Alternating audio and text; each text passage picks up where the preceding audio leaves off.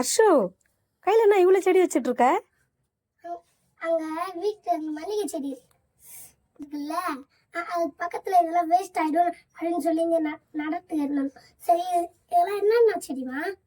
அதெல்லாம் வந்து மிளகாய் செடி இருக்குது, எலுமிச்சமா செடி இருக்குது, கடுகு செடி இருக்குது, தக்காளி செடி இருக்குது. கவின் வான் செடி காமி. ஏய், கவின் கையில் எலுமிச்சம் செடி ஒன்று இருக்குது, தக்காளி செடி வேரோட வச்சுருக்கான்.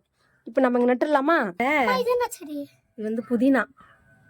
கட் பண்ணி எடுத்துகிட்டு இருக்குல்ல, அந்த தண்டு இருக்குல்ல, அது கொண்டாந்து நட்டோம், வளர்ந்து வருதுல்ல.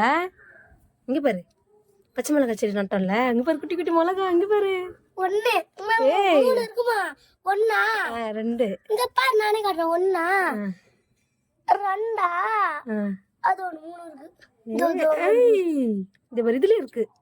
எத்தனை இருக்கு? ஒன்று. இவ்வளோ பச்சை மிளகாய் செடி. பச்சை மிளகாய் இது?